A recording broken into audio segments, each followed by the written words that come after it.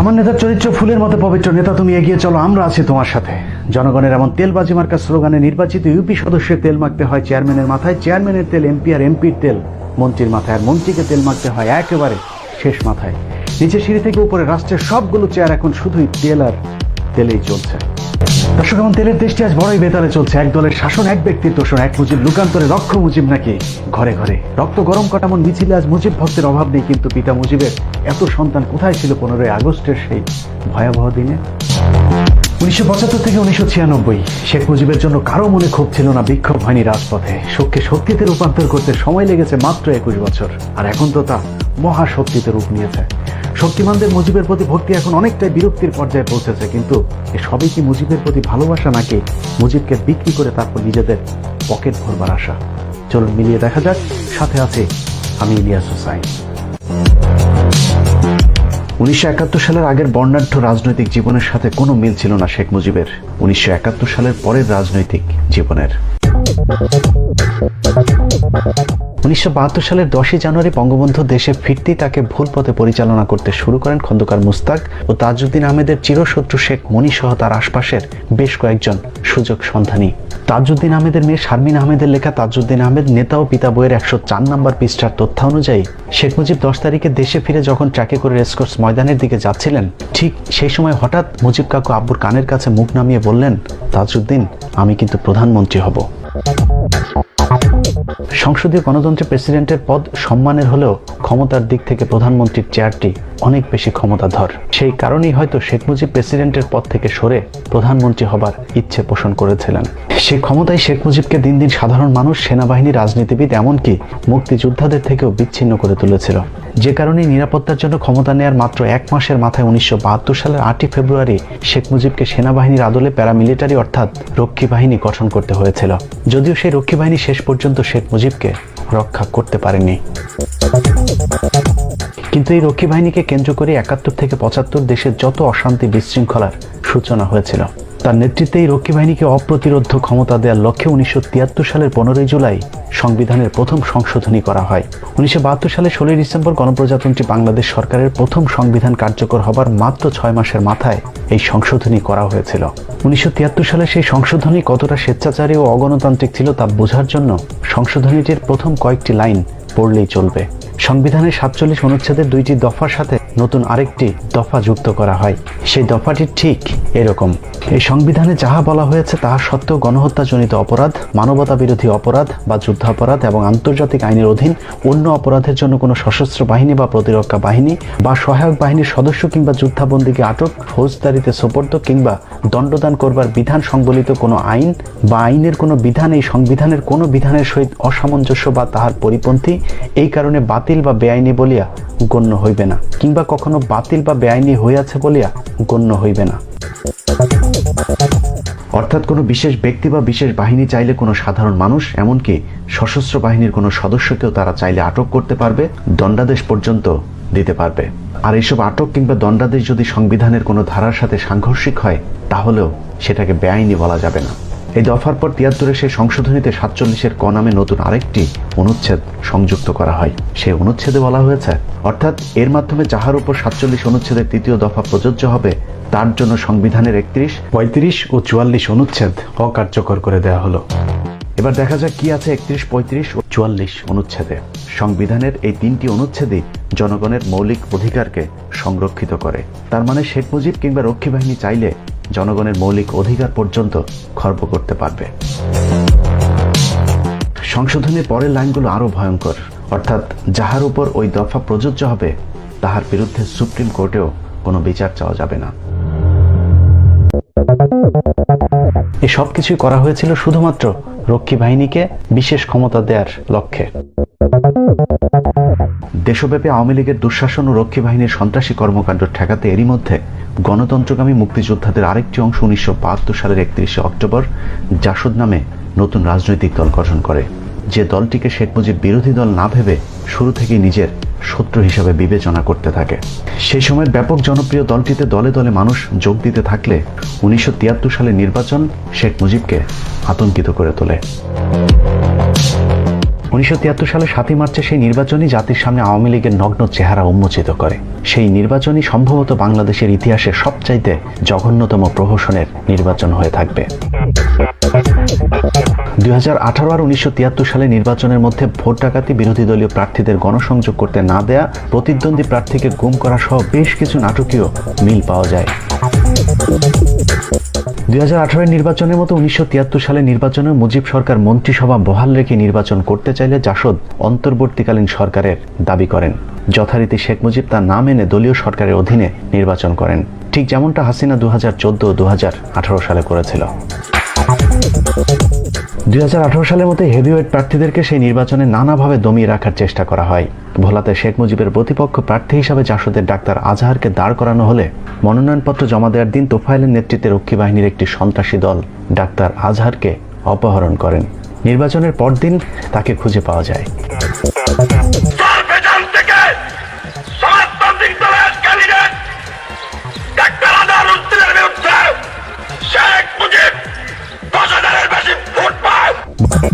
উনিশশো 1973 সালে নির্বাচনের দুদিন পর 9 মার্চ এক সংবাদ সম্মেলনে আসমা আব্দুর রব জানান, বিরোধী দলের প্রার্থীদের পরাজিত হতে বাধ্য করা হয়েছে।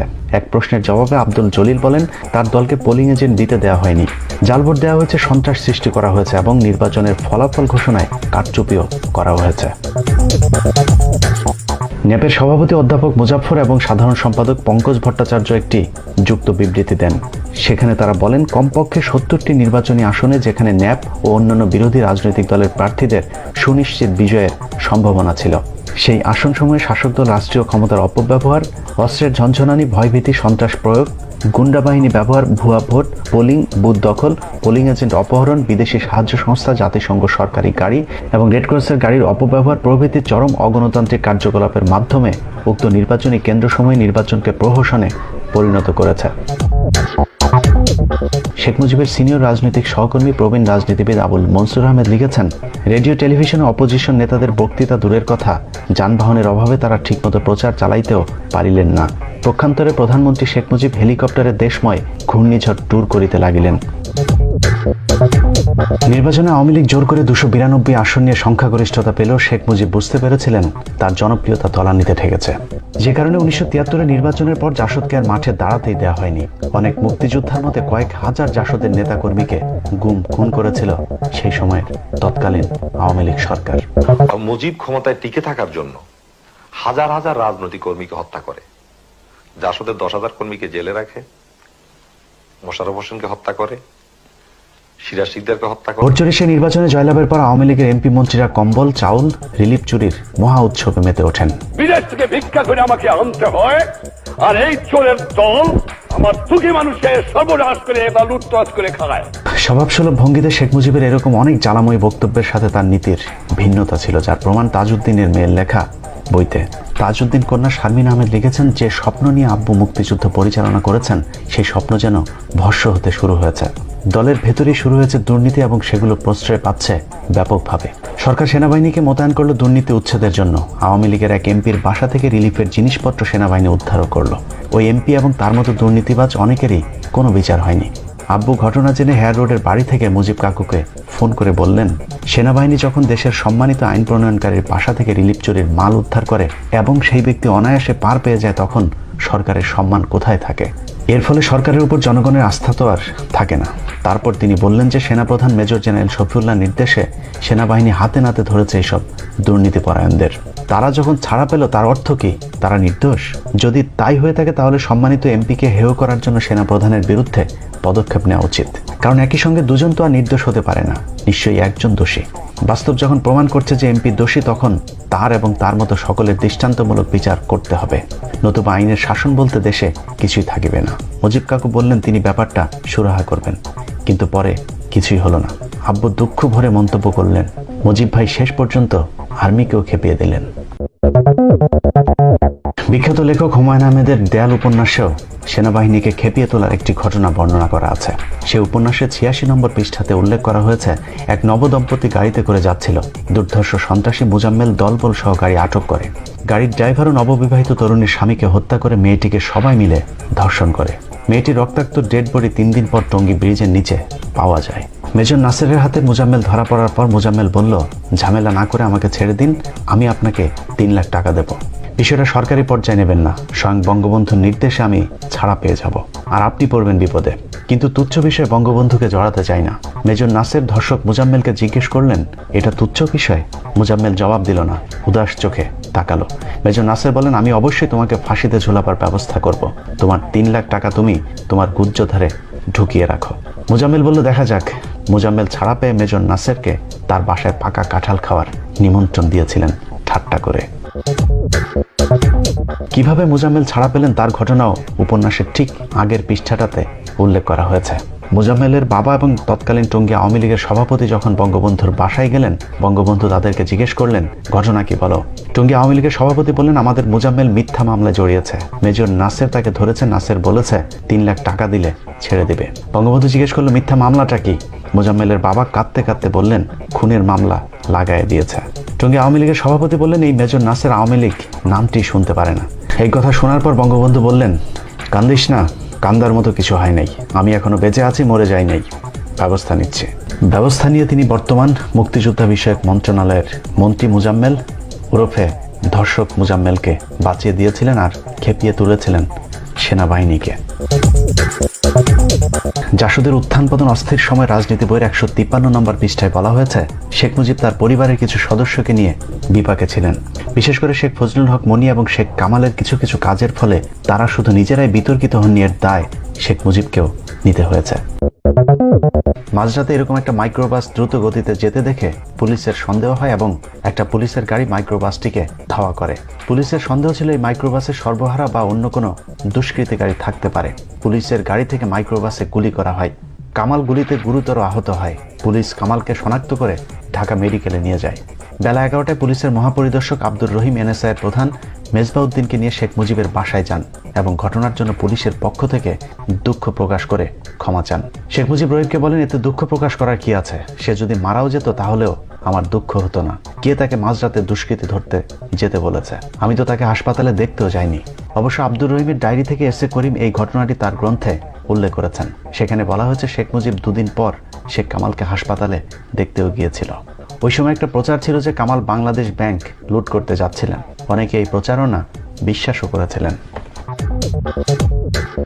তাজউদ্দিন আহমেদের মেয়ে শারমিন আহমেদ তার বইতে লিখেছেন, যেদিন তার বাবাকে শেখ মুজিব জোর করে মন্ত্রিসভা থেকে পদত্যাগ করতে বাধ্য করেন, সেদিন গোয়েন্দারা নজরদারি করছিল। আব্বু দুঃখ করে বলতেন, পাকিস্তান আমলেও যেমন গোয়েন্দা লেগে থাকতো, স্বাধীন দেশেও একই অবস্থা। আব্বু নীতি থেকে সরে যাননি, মুজিব কাকু সরে গিয়েছিলেন। পদত্যাগেই শেষ হয়নি, সচিবকে নির্দেশ দিয়েছিলেন তাজের সাথে কারা কারা কি কথা বলে সেসব খোঁজ রাখতে। শারমিন আহমেদ তার বইতে আরও লিখেছেন, তার পিতাকে চিকিৎসার জন্য শেখ মুজিব দেশের বাইরেও যেতে দেয়নি। এছাড়া তেলবাজদের দ্বারা শেখ মুজিব এতটাই তৈলাক্ত ছিলেন যে মুক্তিযুদ্ধের সর্বাধিনায়ক জেনারেল ওসমানী, বেগম নূরজাহান মোর্শেদ, ব্যারিস্টার আমিরুল শামসুল হক, শেখ আব্দুল আজিজদের মতো সৎ নেতাদের মন্ত্রিসভা থেকে বহিষ্কার করেন। এখানেই শেষ নয়, মুজিব সরকারের এসব বাড়াবাড়ি সমালোচনা করায় শেখ মুজিবের একসময় রাজনৈতিক গুরু মাওলানা আব্দুল হামিদ খান ভাসানীকে পর্যন্ত গৃহবন্দী করা হয়েছিল। এভাবে সময় যতই 75-এর 15 আগস্টের দিকে যাচ্ছিল, ততই অপ্রতিরোধ্য হয়ে উঠছিলেন শেখ মুজিব ও তার অনুসারীরা। সেই সাথে অস্থিতিশীল হয়ে উঠছিল দেশের রাজনৈতিক পরিবেশ। 74-এর 4 ফেব্রুয়ারি ও 25 ফেব্রুয়ারি পরপর 2টি হামলা করা হয় বিখ্যাত মুক্তিযোদ্ধা মেজর জলিলের উপর। 74-এর 3রা এপ্রিল ঢাকা বিশ্ববিদ্যালয়ের মহাসিন হলে টেলিভিশন কক্ষের সামনের করিডোরে 7 জনকে হাত পা বেঁধে ক্রাশ ফায়ার করে হত্যা করে মুজিববাদী ছাত্রলীগ নেতা শফিউল আলম প্রধান। দুঃশাসনের বিরুদ্ধে দেশের বিভিন্ন নাগরিকেরা এক হয়ে বাইতুল মোকাররমের সামনে শেখ মুজিবকে 99টি বিশেষ গালি দেন।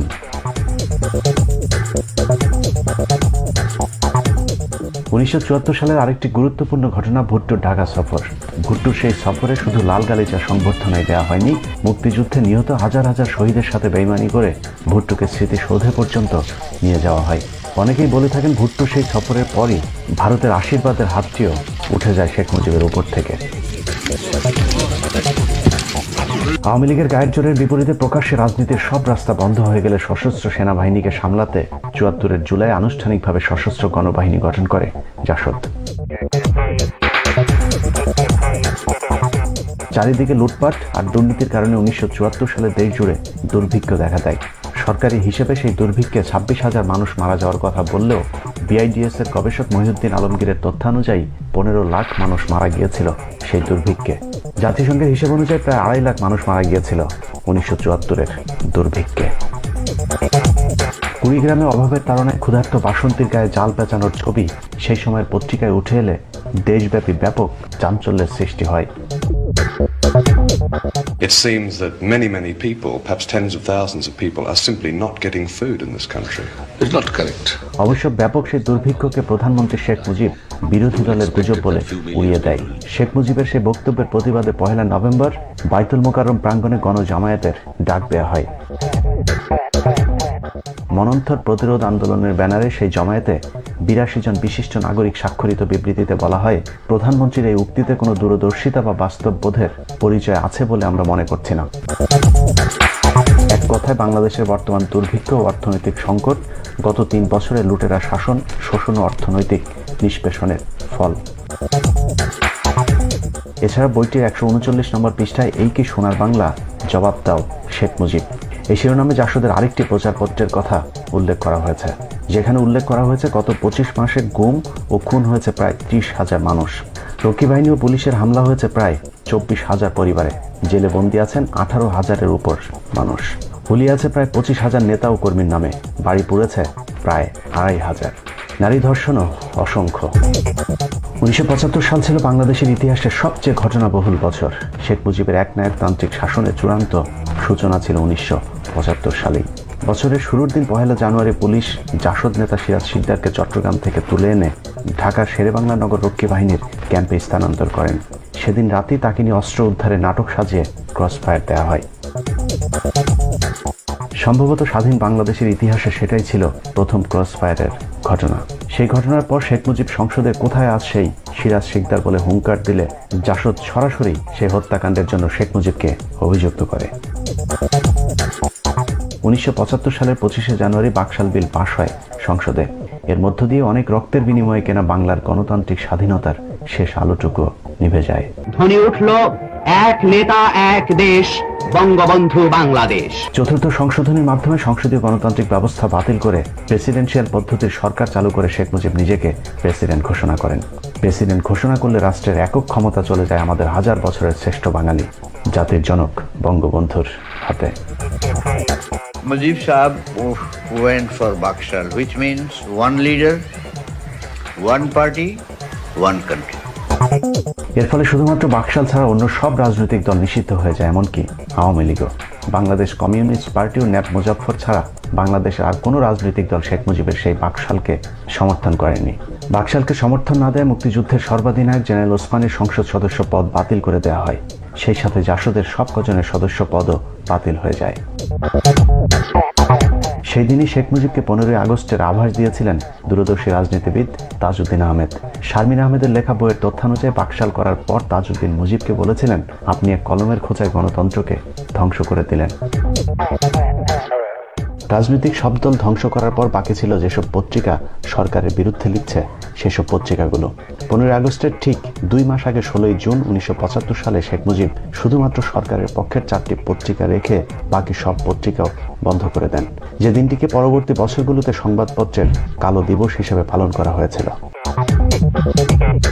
এভাবেই শেখ মুজিব গণতান্ত্রিক পদ্ধতিতে ক্ষমতা পরিবর্তনের সব রাস্তা বন্ধ করে নিজেই 15 আগস্ট ডেকে এনেছিলেন।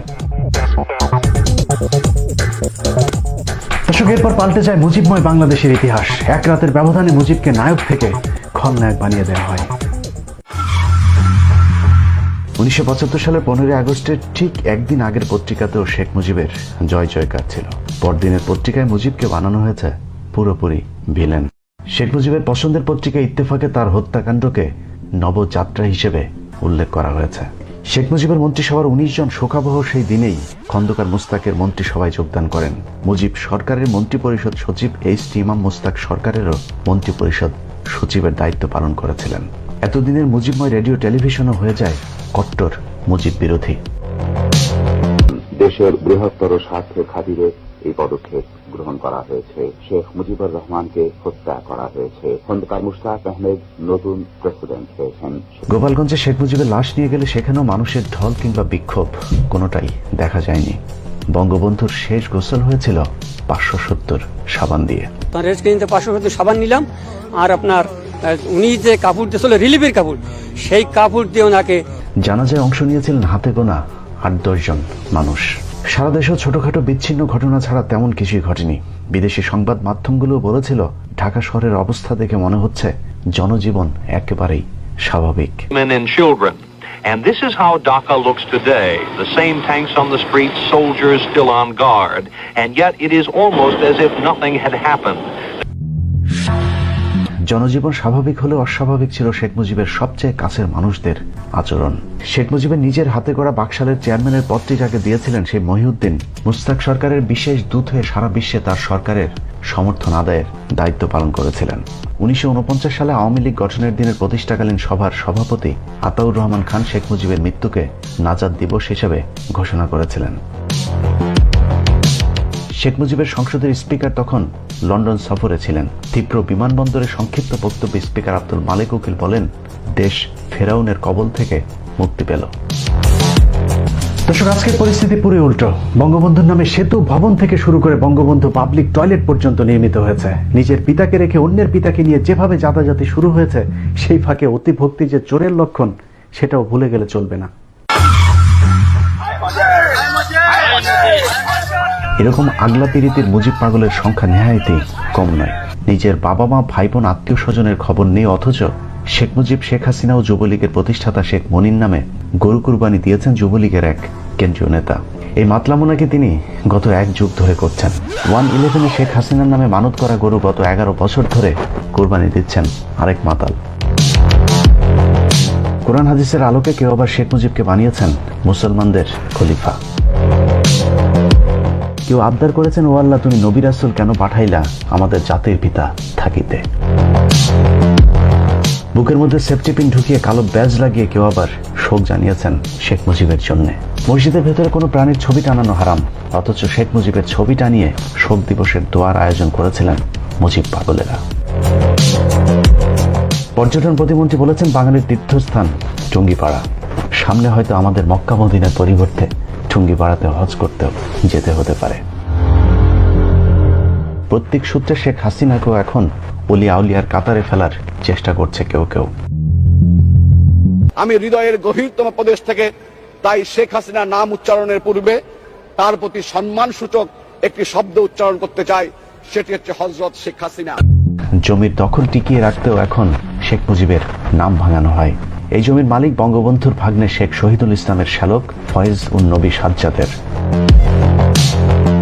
আল্লাহর অলি শেখ মুজিবকে স্বপ্নে দেখেছেন এক সময়ের বিএনপি নেত্রী ফাইটটা যাই খ্যাত মমতাজ আপা।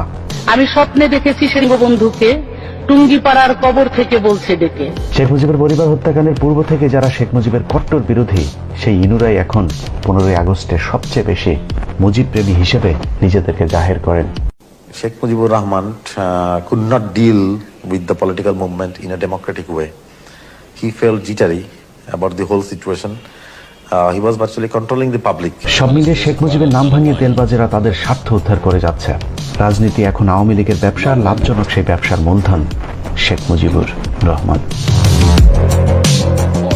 প্রিয় দর্শক, এসব ইতিহাস জানার পর আপনার মনে নিশ্চয়ই প্রশ্ন আসতে পারে, শেখ মুজিব তাহলে ভালো মানুষ ছিল নাকি খারাপ মানুষ ছিল?